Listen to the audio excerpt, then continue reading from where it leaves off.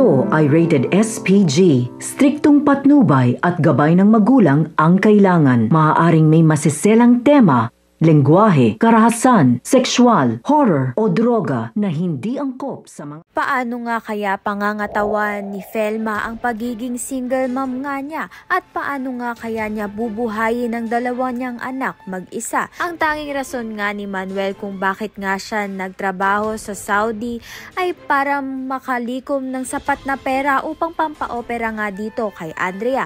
Subalit iba nga ang nangyari dahil dito na nga rin nasira ang kanyang pamilya nang makilala pa nga ni Manuel ito ngang si Hazel.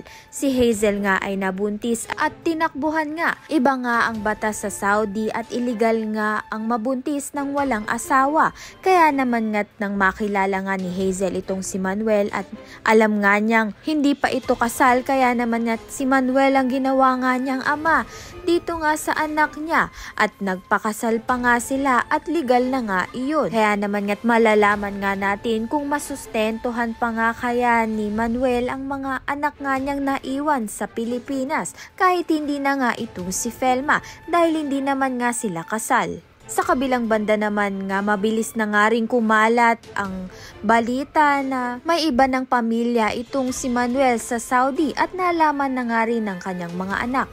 Kaya naman nga kung nasaktan nga itong si Felma sa nangyari ay mas nasaktan nga rin ang kanyang mga anak. At baka may masama pang mangyari dito kay Andrea dahil nga kaka-opera nga lang niya sa puso. Kaya naman nga't yan at iba pa ang dapat nating pakaabangan. Maraming salamat sa iyong panonood.